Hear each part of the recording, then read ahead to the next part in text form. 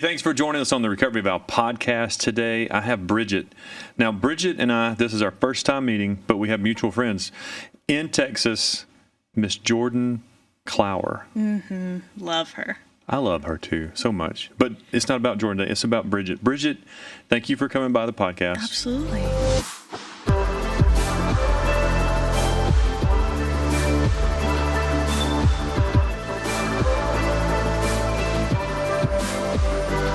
What was addiction like for you at your weakest, lowest point? And because you're super young. So tell me, how does somebody in addiction realize this is not me at that age? Right. I think that was probably the hardest part of it, was realizing, okay, I don't think I'm actually just depressed. I think I have a problem with drinking, because for a really long time I thought I was just drinking because I was sad. And then when I found myself at my lowest, I realized that, oh no, I think I'm sad because I'm drinking. Why were you sad? Well, to be quite honest with you, my whole life, I struggled with depression, anxiety, so started drinking pretty early to cope with that. But what they don't tell you is alcohol is a depressant, so it doesn't really help. And then I'm early 20s, and I think, well, everyone's drinking this much, that this can't possibly be a problem for me. This is what I'm doing right now. As soon as X, Y, and Z happens, I'll drink less and it'll be fine.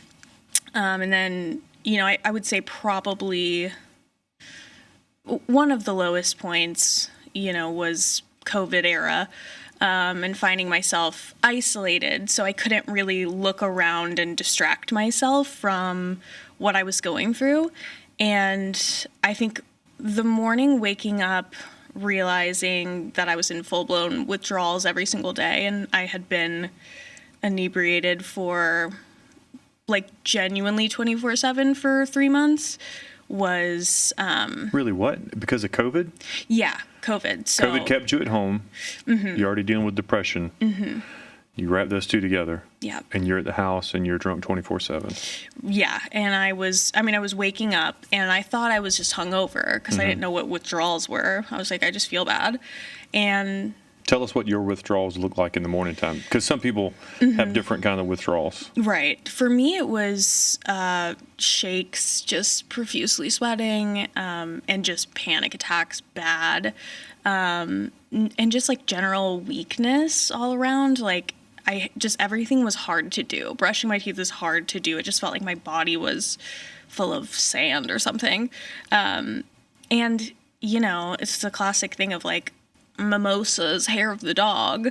I learned that kind of makes those jitters go away. And then when I was by myself, I was like, well, there's no one to judge the fact that it's 7 a.m. and I'm reaching for a bottle of vodka in the morning. And, before I knew it, I looked back and the last 3 months were, just a total blur, just no memory of them. And I think that's when I realized, I knew kind of I had a problem for a while, but I didn't realize that I couldn't really do anything about it anymore. I was like, well, eventually this is the point where I felt truly helpless and oh no, I'm in over my head with this kind of thing. Yeah, we've had guests on matter of fact, we had some earlier this morning that said the same thing, I chose to do X, Y, and Z at this age because I knew that once this thing happened in my life, it would trigger okay, you probably need to stop or have a kid, get married, be in a relationship, whatever that XYZ needed to be. And then the other thing that is I've heard about is COVID, which I was sober in COVID, so it really didn't affect me. But I can see where people would get that extra level of anxiety or depression kicks in when you're at home. As you get old like I am, you want to be at home. But when you're young and, you should be out doing things, and 3 months becomes a blur, that a lot of people just didn't think about that. We didn't think about you guys that way. Did something happen in your past that was trauma that you feel like maybe caused you to be depressed that then led to drinking? I asked you a minute ago, why were you sad? But was there a legitimate thing that you just never uncovered when you were younger? I think so. And, in sobriety, I've done a lot of reflection about my childhood and all of that stuff. And I think what I've kind of gathered is I was the baby of my family by far. My siblings are 7 and 10 years older than me. And so my brother, he's my oldest sibling, and he struggled a lot when I was young with his own battle with addiction. But interestingly enough, we all kind of just thought that, because his was more drug related than alcohol. Mm-hmm. So we all just kind of thought that, because he just got sober by like stopping. Some people can. I think that's great. Me. Good for them. Not me. I'm going to spend somebody's money. I have to go to treatment. Absolutely. You have to remove me from society in one way or another. But for him, he just, he struggled with some mental health stuff, and he just stopped doing the drugs. So we all just kind of chalked it up to like, okay, he had mental health issues, and then he used because of that. So that was kind of chaotic when I was really young. So I think that's where a lot of the anxiety started, was just kind of that instability as a young kid. And other than that, I mean, I think that's where I can trace back the anxiety to, but I think I just kind of had a general disposition of like, I'm an artist and everything's sad, and like I thought it was like romantic. I don't know. And I kind of liked that part of me until, I got out of college and I got into the real world, and then it's like, oh, I'm just here with that sadness and there's nothing really romantic about it. And then, I mean, I think I had been drinking since I was in high school too, because it made the fear go away, for a time, until, as we know, it stops working. And then, during COVID, I had just moved up to Tulsa, Oklahoma, actually. I was living with my then boyfriend, and this was like our first time, like giving it a real shot. And what do you mean? Like giving life the real shot? We were high school sweethearts, okay. And so we were on and off again, whatever. And we were like, we're gonna move somewhere and just be together, and that's what we're gonna do. And sounds great. Yeah, no, it went really well. And that was January of 2020 when I moved. So I got a great job, and I was like so excited. And I was like, this is when I'm going to turn the drinking around for sure. Just you wait, you guys will see. And then, fast forward 2 months, get laid off. We very much handled the pandemic differently in terms of like everything. And so I felt alone more so than I actually was, but I didn't know anyone else in that city. And, Where was this city again? Tulsa, Oklahoma. Okay. Mm-hmm. Which was, it was a 6 months that felt like a true eternity, but also no time at all, because I don't really remember it, to be so honest with you. And then that kind of started a 2-year, battle of like trying to get sober. Was I think I went to my first detox in June of 2020, and then I think I was out for maybe a month, 2 months, then ended up right back in one. I think I went to detox, I always say 7 to 10 times, because I'm actually not sure how many times I ended up there. What was the reason behind doing detox versus just going and checking in a treatment center? Well, I had no idea what anything was. And so my mom, one night, my then boyfriend ended up leaving. He was like, I'm going on a trip. Good luck with this. I have got to get out of here. And so I was devastated, and I called my mom, and I was just, telling her about everything. And I go to sleep that night, aka I pass out that night. And I wake up, and she's driven in the middle of the night 4 hours up there. And she just shows up at my apartment, and she's like, we're taking you back down to Dallas to get you assessed. And again, at this point, my family thinks that when you're drinking or using or whatever, it's because there's an underlying mental health issue. So she was like, I got you an appointment at this place. We're going to go get you evaluated. So we're all thinking they're going to be like, oh, she's severely depressed. Here's some medication, maybe some therapy. Quit. Yeah. Quit, brother, quit. Mm-hmm. And so we drive back down to Dallas. We go to this appointment the next day, and it was like a behavioral health center that did all sorts of things, I thought it was like a therapy clinic. that's not all it was. They looked at me like shaking in the chair and sweating. And they're like, you're in full-blown withdrawals and you need to stay here. Which is dangerous. It's really dangerous. And I had no idea that it was. How much were you, before you got it to that first one, do you remember how much you were drinking of the vodka? It's tough to say because what I would do is I would get a Sonic cup, Route 44, and, just put any number of like lemonade or something and just fill up whatever really I saw fit. But if I had to quantify, I would say a handle would be gone in 1 to 2 days. But all the days kind of bled together, so it's kind of hard to quantify.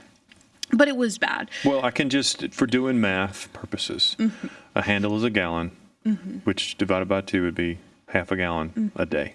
Yeah. Okay. Yeah.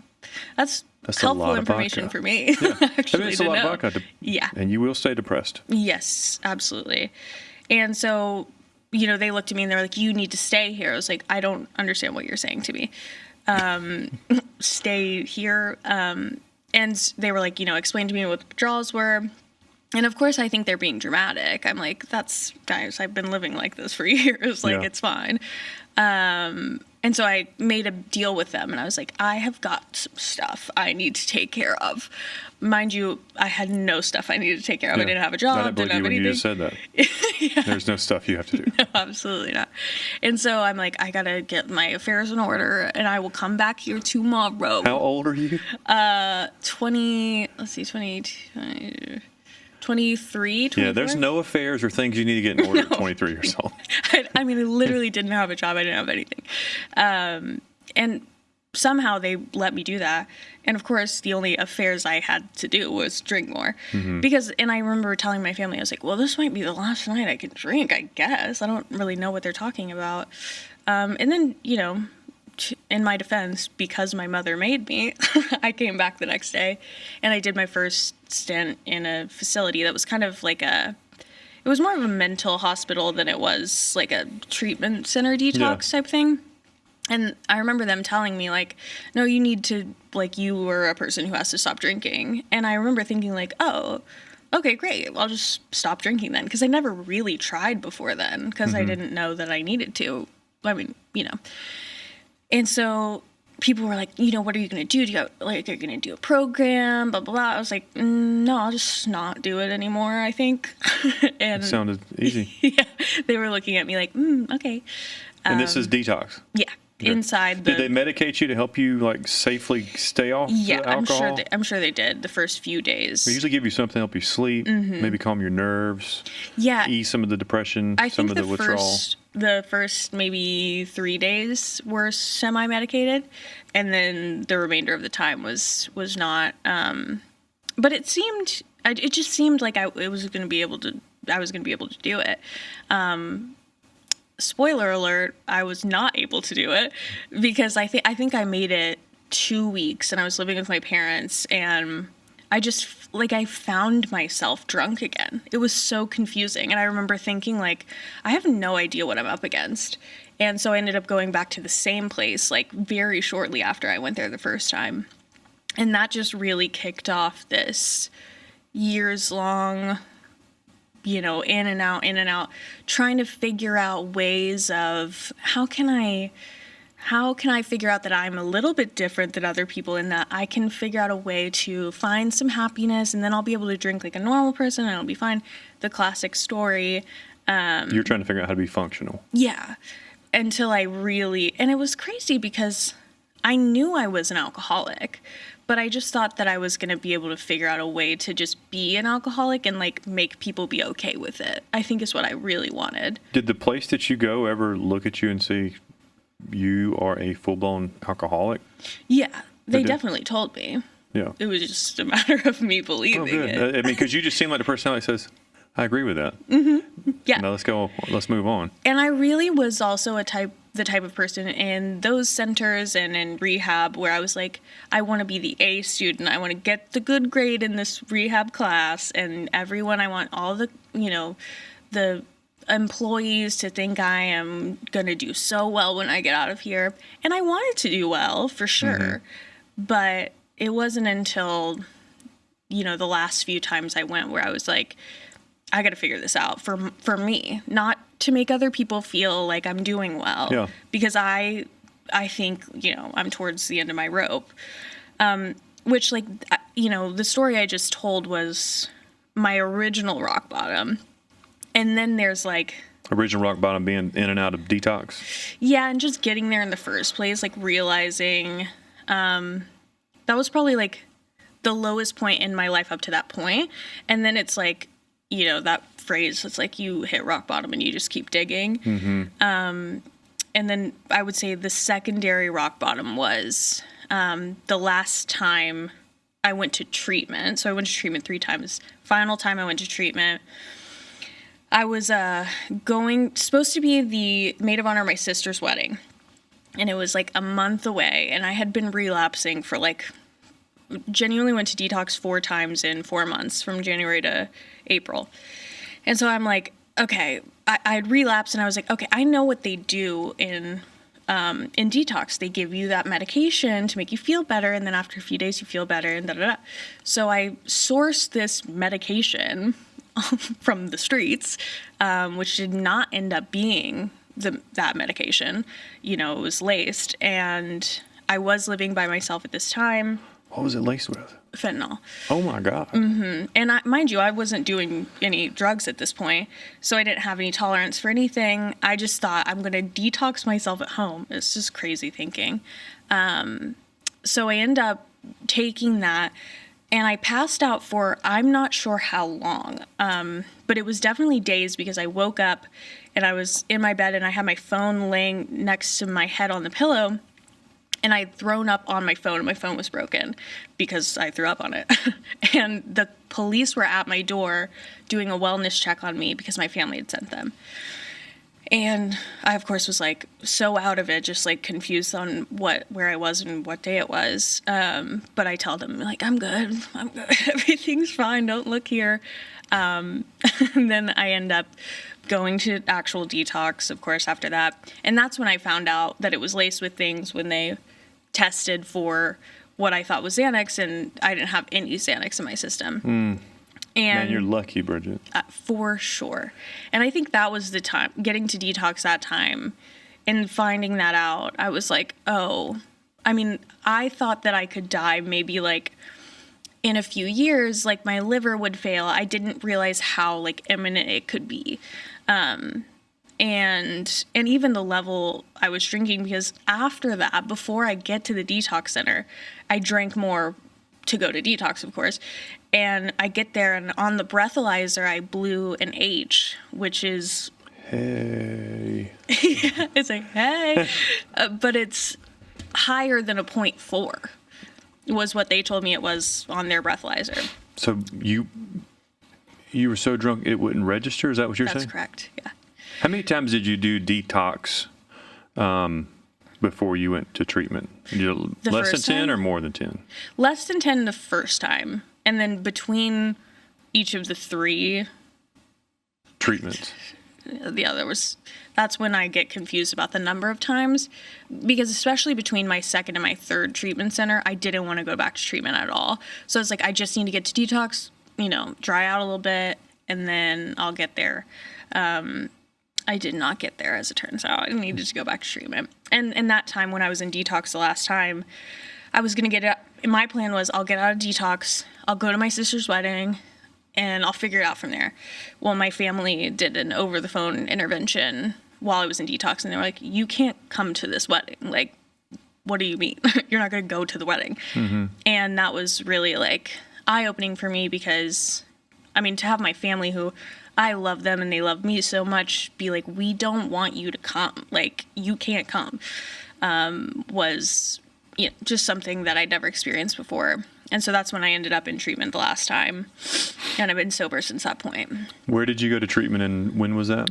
So that was a treatment center in Austin called Recovery Unplugged in April of 2022. I can do math. That was 3 years ago. Mm-hmm. Okay. Mm-hmm. Was your sister happy you weren't in the wedding? And has she forgiven you since? Yes. So she actually, I always credit her with this, because on that phone call, I'm sobbing, and I was like, Bailey, I have to be at your wedding. Like, I have to be there. You're my best friend, and she told me, she was like, it's one day. I want you to be there when I have my kids, in the way that you're living, you're not going to be there. This is one day in my life. Like, it's not that big of a deal at all. And that helped like put it into perspective for me, because I didn't really even at that point understand the gravity of like, no, you're right. I'm not going to be there for when you have kids, like at this rate. And it was the coolest thing ever when she ended up having her first kid and I got to be there in the hospital. And, I just thought about that moment, and that has always been one of those like key moments for me that I pull when I need it. It was really cool. And I was like, when I made amends to all of them, they are so wonderful that it was like I didn't need to even ask for their forgiveness. It just already was there, which has given me a lot of grace in being in recovery and having friends in and out of addiction. And because even when you understand addiction, watching someone go through it is like, so it's like, what are you doing? Even though I know and I've been there, I'm still like, no, get it together. It's given me a lot of grace because they didn't understand and they gave me that much grace. And it really changed everything for me, for sure.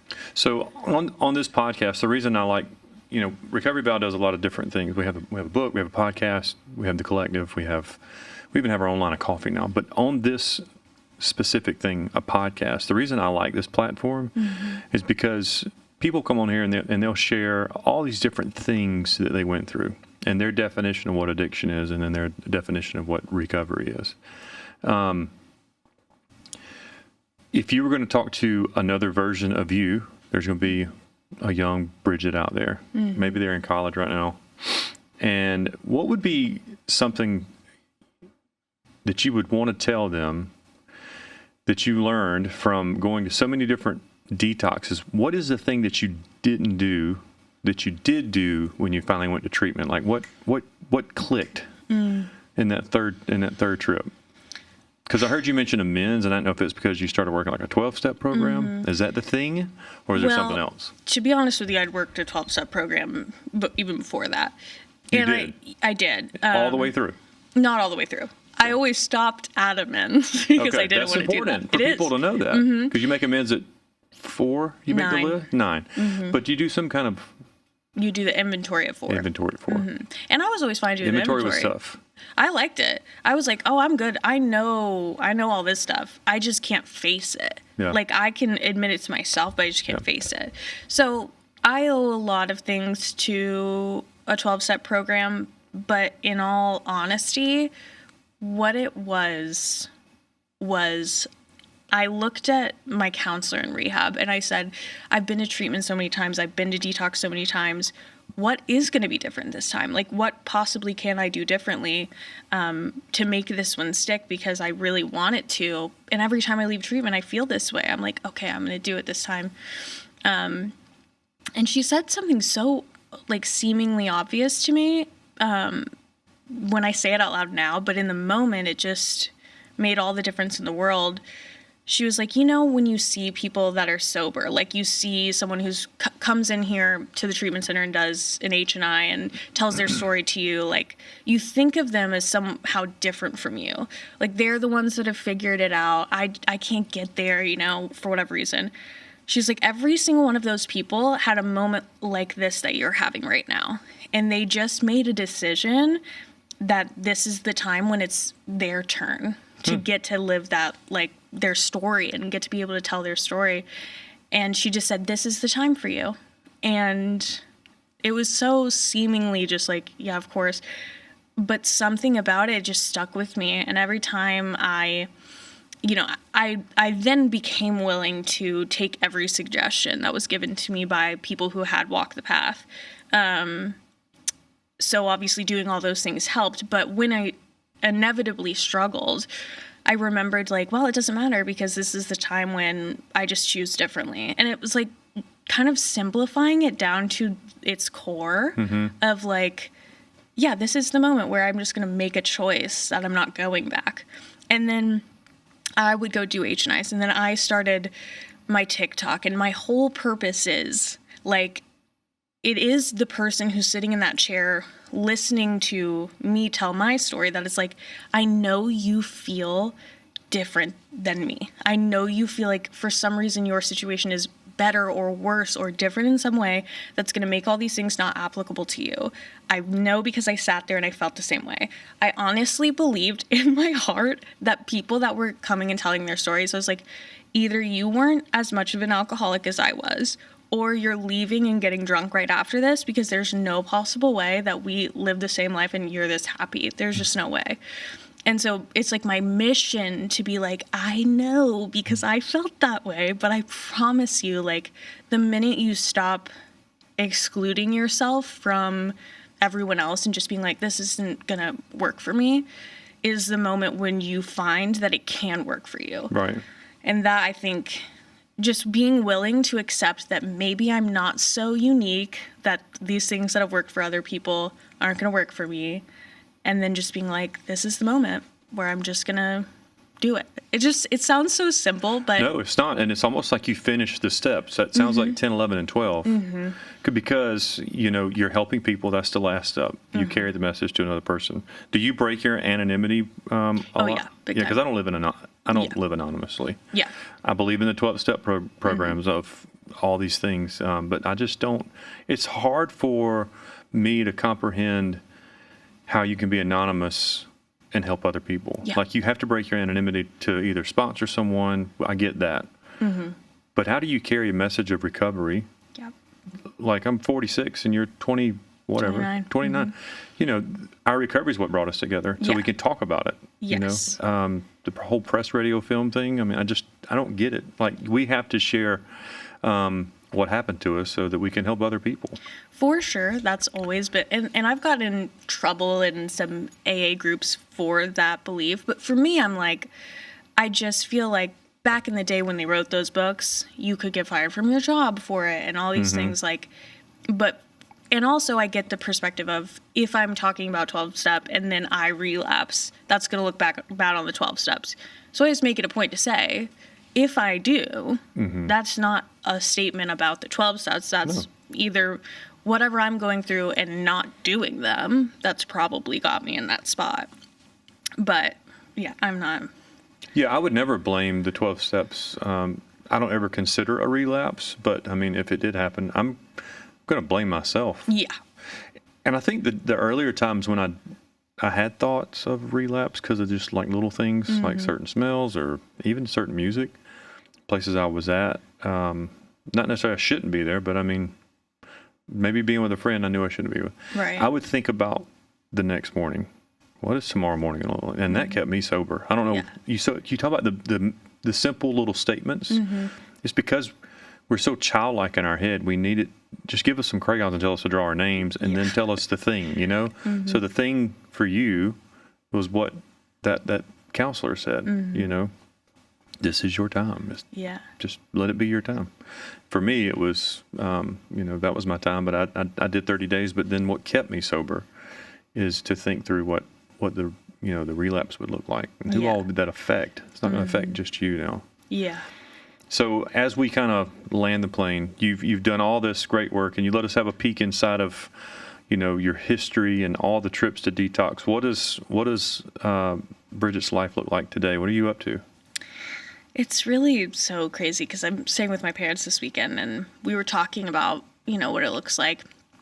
Now I have, all of the things that I always wanted material-wise, like the great relationship, the great job, the cute little apartment, my dog, and, all these fun things that are like, I genuinely could have never dreamed of, 4 years ago.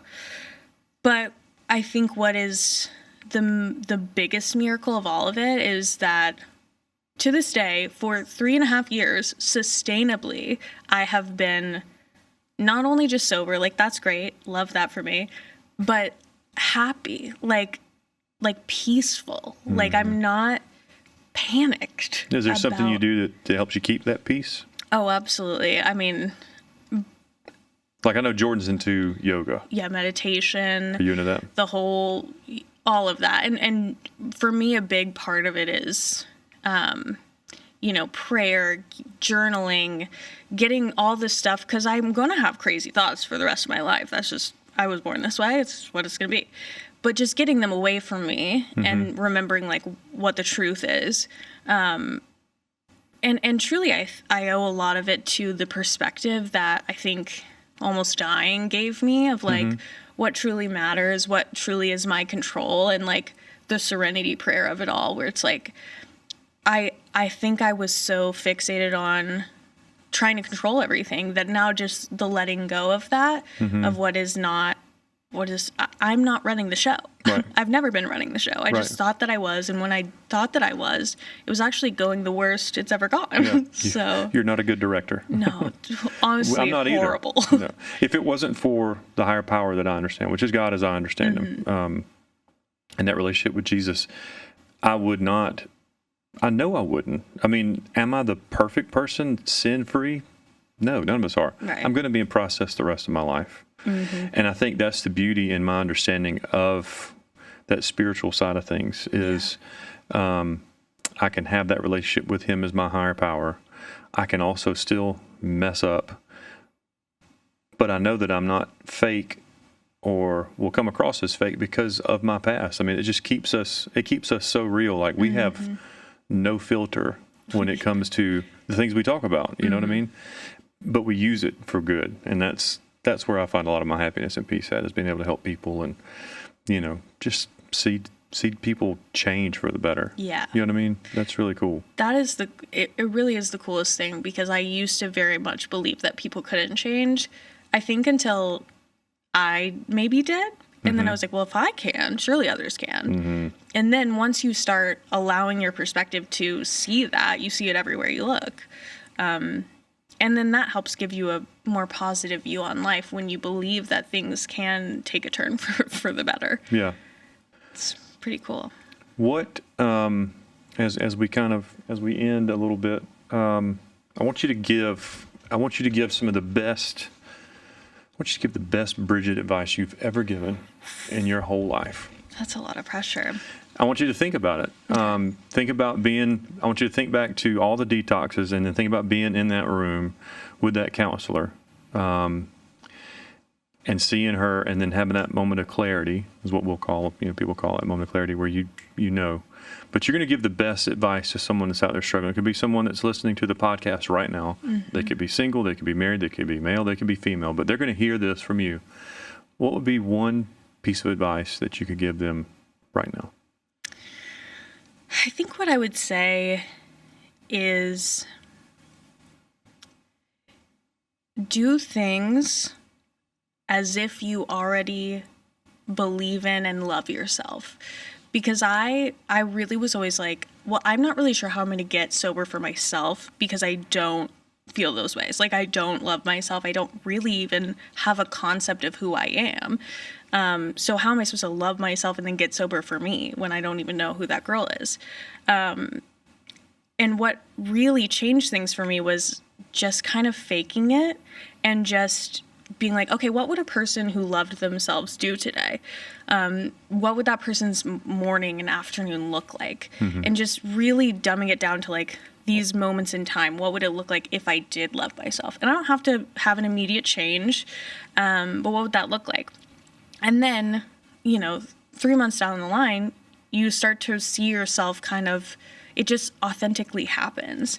And I think that kind of works in recovery and just general in life, and in so many things. It's like, what is the version of me that I want to be? What would that person do today? Yeah. And then doing those things. I believe in that. I believe in that truly. It makes me think about, I watch documentaries a lot. There's one called The Secret. And it talks about the laws of attraction, not the way you look. Yeah.